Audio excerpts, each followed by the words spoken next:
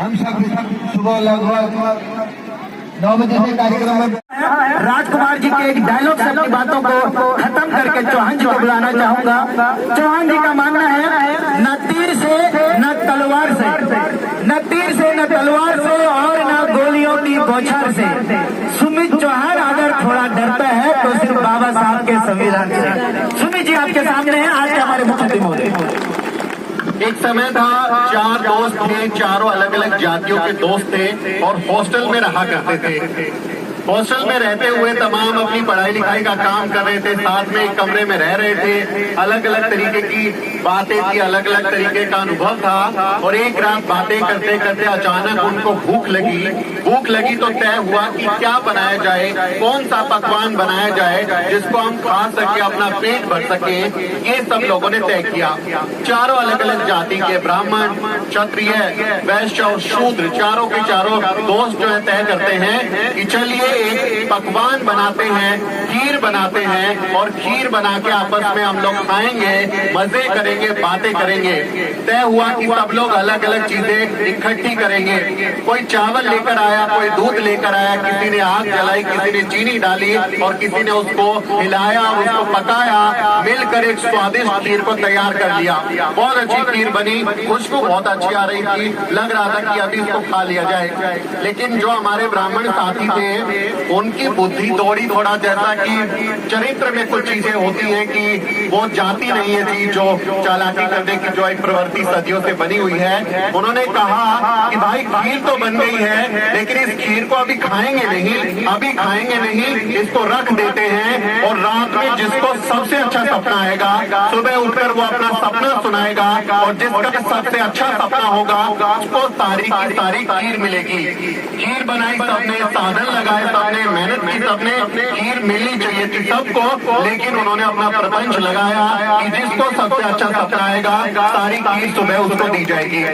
तो सबसे पहले लोग सो गए, सुबह का इंतजार हुआ, सुबह उठे लोग, पूछा गया कि क्या सपना आया बताइए। तो ब्राह्मण मित्र जो है वो कहते हैं कि मेरे सपने में भगवान राम आए थे साक्षात, उन्होंने मुझे दर्शन दिए और मुझे कहा कि जाओ ये खीर तुम खा लो। तो अब मैं खीर खाऊंगा, सारी खीर मेरी है।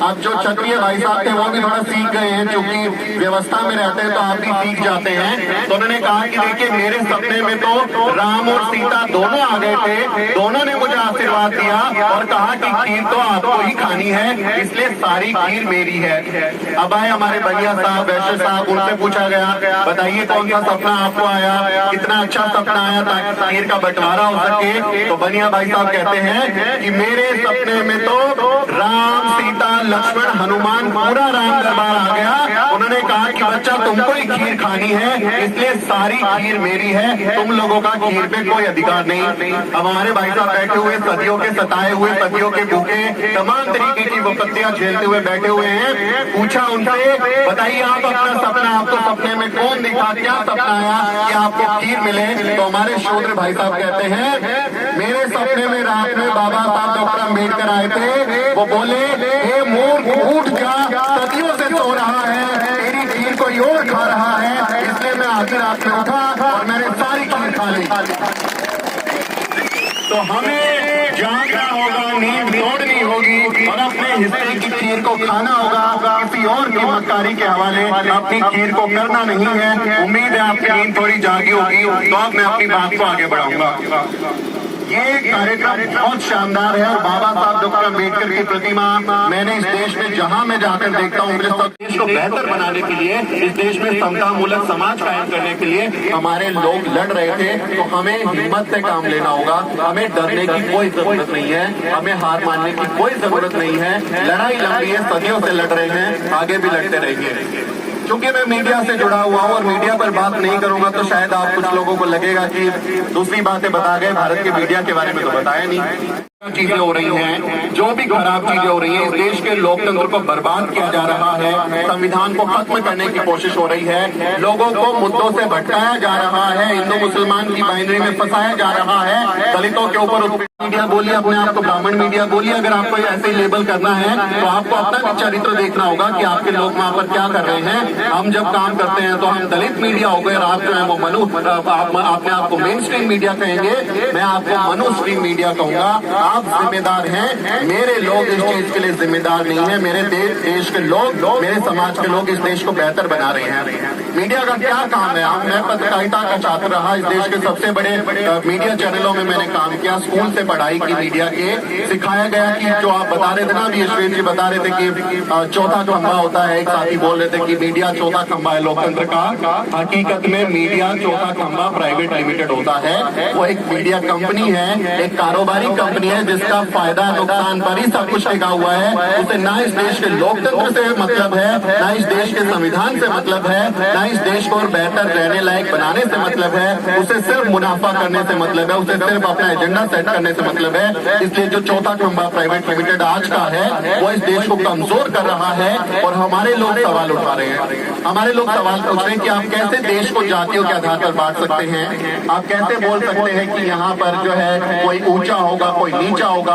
आप कैसे बोल सकते हैं कि किसी के हाथ का छुआ खाने से आप अछूत हो जाएंगे, आप पवित्र हो जाएंगे? आप कुर्सी पर बैठने पर कैसे किसी को मार डालेंगे? क्यों दलितों के मोहल्लों में कच्ची सड़कें हैं? क्यों वहाँ लाइट नहीं है? क्यों पानी की व्यवस्था नहीं है? क्यों आदिवासी महिलाएं 14 साल पहले मर जाती हैं? क्यों हमारे लोगों को बुनियादी जो सुविधाएं वो नहीं मिल रही हैं? ये सारे सवाल इस देश के लोकतंत्र को मजबूत बनाने वाले सवाल हैं। क्योंकि जब राष्ट्र निर्माण की बात आती है, जब देश को बनाने की बात आती है, तो देश के सभी लोगों को भागीदारी और उन तक बुनियादी सुविधाओं की गारंटी देना, उनको मुख्य धारा में शामिल करना, यही एक राष्ट्र का, हमारे देश का सबसे बड़ा कर्तव्य है। और इसके संदर्भ में हम देखेंगे तो बहुजन मीडिया अपना ईमानदारी से काम कर रहा है और इस देश को बेहतर रहने लायक बनाने के लिए, लोकतंत्र को मजबूत करने के लिए, संविधान को बचाने के लिए हमारे लोग दिन रात काम कर रहे हैं। इसलिए मुझे अपने दलित बहुजन मीडिया पर गर्व है कि वो मक्कारी नहीं कर रहे, वो आपके 2000 के नोट में चिप नहीं ढूंढ रहे कि इसमें जो है कहीं दबा दोगे तो चिप निकल आएगी। ये आपकी मेरिट है। ये कहते हैं भाई मेरिट नहीं होते हमारे लोगों में, ये तो आपकी मेरिट है कि आप 2000 के नोट में चिप ढूंढते हैं, आप कोई सूट पहन के मंगल पर जाने की बात करते हैं, आप सुबह तारे सितारे दिखाते हैं, आप तमाम तरीके की बकवास करते हैं, आपको ना तथ्यों का पता है, ना आपको रिपोर्टिंग का पता है, ना आपके एडिटोरियल सेंस है, और फिर आप कहते हैं कि आप में मेरिट बची हुई है।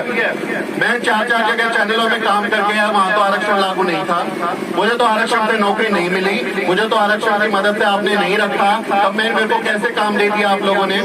मेरे को बिना मेहनत के, बिना मेरिट के, बिना काम के आप दे सकते हैं आपको नौकरी? सिर्फ दलितों के पास, हमारे समाज के लोगों के पास एक गुण है, वो है उनका काम। आपके काम के अलावा आपकी कोई पहचान आपके साथ काम नहीं आती।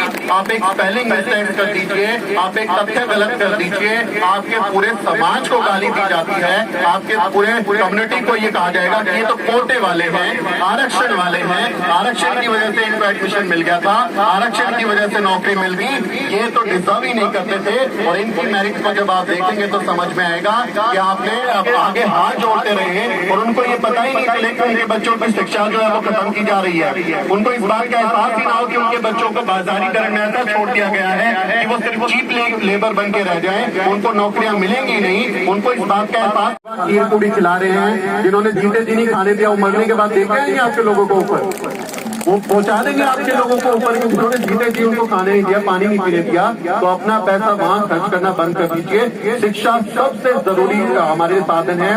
कनकलता जी ने इतनी शानदार बात बताई, इतना हम सब लोग इसी अनुभव से गुजरे हैं। हम सबकी कहानियां ऐसी है कि मास्टर जो है जाति का नाम ले लेके हमको पीटता था, जूते साफ कराता था, गालियां देता था, फिर भी हम लोग निकल पाए क्योंकि हमारे लोगों में खूब टैलेंट भरा हुआ है, एकदम फूट फूट के टैलेंट भरा हुआ है। इस देश में बाबा साहब डॉक्टर अम्बेडकर, भीमराव नाम का एक लड़का जिसको इस देश में जाति व्यवस्था, ब्राह्मणवादी व्यवस्था की वजह से क्लासरूम के बाहर बैठने का मौका मिला, अंदर भी नहीं बैठने दिया कि वो जो लिख रहा था उसको दिख जाए, पढ़ ले, सुन ले, सिर्फ क्लासरूम के बाहर बैठने का मौका मिला और वो इस दुनिया का सबसे ज्यादा पढ़ा लिखा आदमी बन गया, सबसे ज्यादा डिग्री हासिल कर ली। तो इतना टैलेंट है, इतने क्रिएटिव लोग हैं कि एक जनरल पोस्ट चाहिए, एक जरा सा मौका चाहिए, एक जरा सा अवसर चाहिए, आत्मविश्वास भी आएगा और देखिएगा अवसर मिलने के बाद जो कामयाबी हमारे लोग दिखाते हैं। आज कोई टक्कर ले ले आके, आज कोई भी मनु मीडिया का आदमी आके मुझे बता दे मेरे से टक्कर ले लेना जर्नलिज्म में क्या होता है, मैं सिखा दूंगा जर्नलिज्म क्या होता है, मैं सिखा दूंगा रिपोर्टिंग क्या होता है, एंकरिंग क्या होता है, फैक्ट चेक क्या होता है। तो मेरे से आके बता ले, वो बहस कर ले मेरिट पे।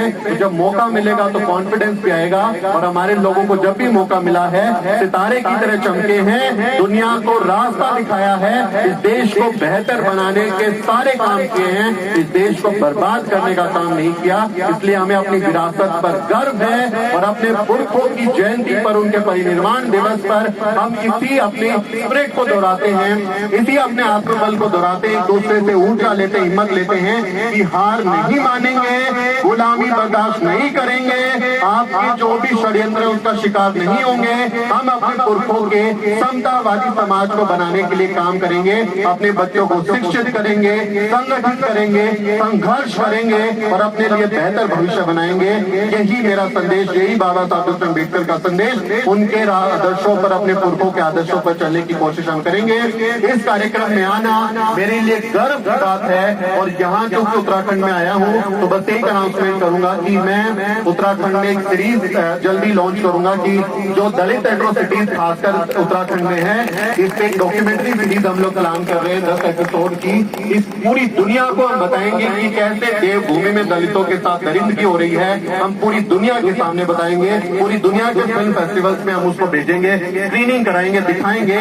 देखिए अप्रैल की रैली निकाली थी, लोग चाहते थे कि सड़कों में हम लोग उतरे, हम पूरी ताकत से दोबारा उतरेंगे इस सड़कों पर। चाहते हैं चाहे पुलिस प्रशासन हो, चाहे मीडिया की बात करो, मीडिया से परसों ही मैंने आपत्ति जताई थी जब जोगिंदर जी का फोन आया कि भाई आप, मैंने कहा आप लोग क्या करते हैं, गलत यात्रा निकलती है उसको भव्य रूप देते हैं, बड़ा पेड़ देते हैं, हमारा कोई मर गया क्या जो छोटी सी खबर दे रहे हैं आप, है? उनकी हमने आपत्ति जताई। मैंने कहा कोई जरूरत नहीं तुम्हारे मीडिया की, हमें मत दीजिए हमारी खबर, हम तब भी लगेंगे, हम तब भी काम करेंगे, आप खबर नहीं देंगे तब भी हम काम करेंगे, ऐसा मैंने उनको वादा किया। और आने वाले समय में मीडिया का बहिष्कार करना होगा तो मीडिया का भी बहिष्कार करेंगे, डरते नहीं है हम लोग, जो काम कर रहे हैं डरते नहीं है। मैं यहाँ पर तमाम जितने भी लोग हैं, चाहे राजपुरा के साथी लोग हो यहाँ पर, चाहे लालपुरा के साथी हो, गौलापार के हमारे साथी हो, दमोडुंगा के, कुलालपुरा के साथी हो, हमारे तमाम हल्द्वानी के जो निवासी हैं, मैं उन लोगों का तहे दिल से ऋणी भी हूँ और आभारी हूँ। आप लोगों ने चाहे आर्थिक रूप से हो, चाहे सामाजिक रूप से, आप लोगों ने हम पे भरोसा किया। हम आपको भरोसे को किसी भी कीमत में नहीं तोड़ेंगे। आपको हर चीज का हिसाब, चाहे सामाजिक हिसाब हो, चाहे आर्थिक हिसाब हो, उसकी पारदर्शिता को आपको हम दिखा के देंगे। यह सर मेरा मानना है और सभी लोगों का यहाँ पर पुनः आप लोगों का आभार मैं व्यक्त करता हूँ। यहाँ पर नवयुवक मीमांसा भी है, पिछली बार भी उनको मौका नहीं मिल पाया, मैं उनसे माफी चाहता हूँ। और बहुत सारे लोग हैं हमारे यहाँ पर जिनको यहाँ पर मौका नहीं मिल पाया, मैं उन लोगों से क्षमा चाहता हूँ क्योंकि कुछ समय की बाध्यता रही, लास्ट में जो रही। और जो टीम है सुहेल की, इनका भी मैं बहुत बहुत धन्यवाद। और सभी बुजुर्गों का मैं तमाम लोगों का आशीर्वाद देना चाहता हूँ कि आप लोग हमारे साथ टीम बनकर काम करेंगे। जो यहाँ पर बहुत सारे लोग यहाँ पर बैठे हैं, इन्होंने बहुत मेहनत की है, रात दिन मेहनत करी है। आप हम पे उंगली उठाइए, जरूर उठाइए, डांटिए, सब कुछ करिए, परंतु हमारी मेहनत में थोड़ा सा पूरी इज्जत के साथ हमें मिलनी चाहिए, ऐसा मेरा मानना है। मेरे को इज्जत ना मिले, मेरी जो टीम है, जो मेहनत है, नए लड़के कर रहे हैं, बुजुर्ग लोग सब लगे हैं, उन लोगों का सम्मान बहुत जरूरी है। इन्हीं शब्दों के साथ मैं यहाँ पर दोबारा से आप लोगों से पूरी टीम के साथ कहना चाहता हूँ, हम बाबा साहब के मिशन को आने वाले समय पर जन जन तक पहुँचाने का पूरी ईमानदारी के साथ काम करेंगे। सिर्फ 10 मिनट के बाद ही सभा का समाप्त करने जाएंगे, इसलिए मैं आप लोगों का पुनः एक बार तहे दिल से धन्यवाद करता हूँ। हूँ आप लोगों ने हमारी बातों को सुना। सिर्फ 5 मिनट का आप मौका दीजिए, सिर्फ 5 किया जाता है। तो गांधी ने क्या किया, जो हमारे संविधान निर्माता जिन्होंने हमें भारत को इतना बड़ा संविधान दिया, दुनिया उनको पूज रही है, उनके नाम से भी कम से कम स्कूल में छुट्टी ना हो और स्कूल में भी अम्बेडकर जयंती मनाई जाए, ताकि वो स्कूल के जो सरकारी स्कूल के बच्चे हैं, प्राइवेट स्कूल बच्चे हैं, उनको भी सीख मिले। मैं ज्यादा बात न करते हुए अब अपनी बात को समाप्त करने से पुनः आप लोगों का आभार प्रकट करूंगा, क्योंकि आप लोगों ने इतना सुंदर समय दिया, सुंदर कार्यक्रम में उपस्थिति दर्ज कराई, इसके लिए पुनः आप जो धन्यवाद के पात्र हैं। जय भीम, जय भारत, नमो बुद्धाय। करते हैं तो आपको इस देश को बचाने के लिए संविधान क्रियान्वयन निकालनी पड़ेगी और संविधान के क्रियान्वयन के लिए आंदोलन करना पड़ेगा। साथियों, जिस प्रकार की आपने संविधान की उद्देशिका पढ़ी, उस उद्देशिका से आपको आभास हुआ देश के व्यक्ति की गरिमा और अनुरोध करता हूं।